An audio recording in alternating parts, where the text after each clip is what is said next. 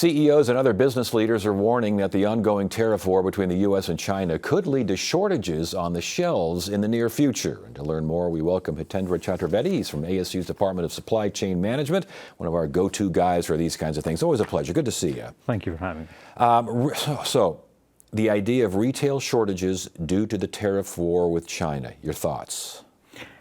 We are not seeing it now, but wait for the summer, the back to school, and potentially into the holiday season. So there are many people who might end up buying their Christmas shopping 6 months early. Wow. I'm hearing that there's already a drop in manufacturing orders from China. True? That is correct. As a matter of fact, the number of ships coming into the port of LA and Long Beach has dropped by 35%. It's not only that, the drop in shipment, the number of products in a container has also dropped by about 20-25%. So it's not only the number of ships coming in that are reduced, but the amount of product coming in has reduced. What about freight vessel like bookings and these sorts of things? Oh, it's the same thing. So over the summer, you are going to see month over month dramatic reduction in the number of ships coming to port. And that's basically Long Beach, LA, that area. Long Beach, LA, Seattle. Yes. The thing that is important is it's a domino effect. So if you see number of ships, number of containers reducing, what do you think is going to happen to trucks and rail and warehousing and retail? So there are over 10 million, close to 10 million people employed in logistics and transportation. What do you think will happen to jobs of the truckers if there is no stuff to move? So when I read that the quote was a screeching halt of ocean freight orders. You say it's happening. That is correct. That is already happening. So supply chain, the way this thing works is to order for the back to school or even holiday season, April is when orders are placed. The lead time to get products onto the shelf is 6 months. So this is it. If orders don't get placed, it's going to be a domino effect. You'll start to see it in summer. Yeah. What items do you think will get hit first? Go Walmart, go Target, go Amazon. All the products that you buy, you'll start to see shortages and price increases. I've heard lower priced items more than the higher priced items, or is that true? A lot of higher price item, a lot of your appliances, a lot of everything that you use in your kitchen, refrigerators, you're going to see price increases there. Yeah, toys, obviously toys is making headlines now because the president says we don't need so many toys. Tell that to a kid.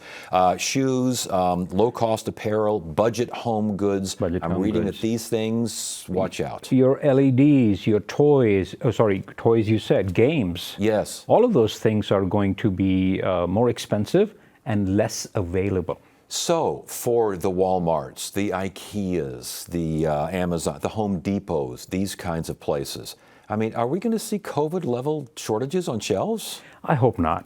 I hope that some decisions, so it's not status quo. The problem is supply chains hurt the most when there is uncertainty.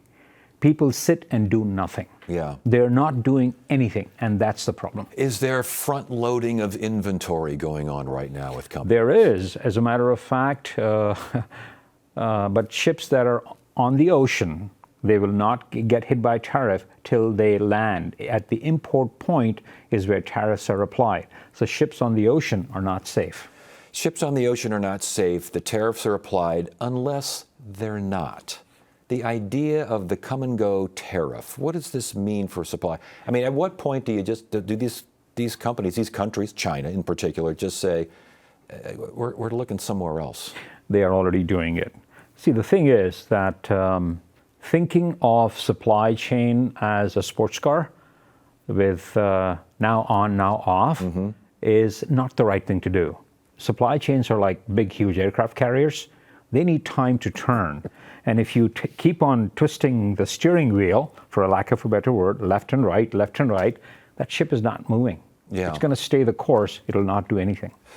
And what happens to, I'm sticking with China here because that's kind of the big dog here. And what if they do start looking elsewhere? What happens to products here? They have already started to look outside. U.S. is only now U.S. accounts for only 7% of their manufacturing exports. Used to be close to 20%. And so they have been decreasing it over the last 5-6 years dramatically. That was pre-tariff then. Yeah. So 7% is not too risky. It is. I'm not saying it's bad. Yeah. But 7%, and they will reduce it further. They're already reaching out to many countries. The moment they mitigate this risk, our 2x4, which is tariff, will lose a lot of its power. The argument for tariffs, the argument from the administration is that they have been messing with us. It's not a fair deal, that they're charging more for our stuff than we're charging for their stuff. And manufacturing needs to return to the U.S. because all of these toys and all these things at your Home Depots and Walmarts and Ikeas, they're made across the seas. They should be made here. They used to be made here. Is there validity in that argument? So if you bring toys and apparels and shoes to be manufactured here, our prices will go through the roof. So what most of the manufacturers will do, they will automate it. So if the idea is to bring jobs back by bringing in low cost and low value manufacturing item, I think there is a flaw in that logic. But why does the administration hinge itself, and leaders, business leaders, and the Treasury Secretary, these folks are saying that this will work, just be patient? If you look at globally, if you look at historically, blanket tariffs have never worked. And if you look at a country like India, in which they put a blanket tariff on many of the products coming in, auto tariffs were as high as 250%. The car that was manufactured locally, called Ambassador, the 1950s model, is still being manufactured.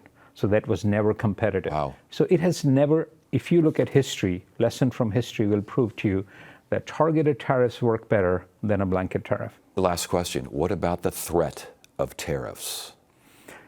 The threat of tariffs from us or from China? From us. What about and you're saying tariffs don't work. Okay, what about the threat of tariffs? The threat of tariff, you cannot give threat again and again and again, else somebody's going to call out wolf. So we have to be very focused with our tariff. We have to be behind the scene negotiating on certain key items, and that's where tariffs work wonders. Hitendra Chaturvedi, again from ASU, supply chain guru, one of our guys we go to. Thank you. Yeah, good to have you here. Thank you.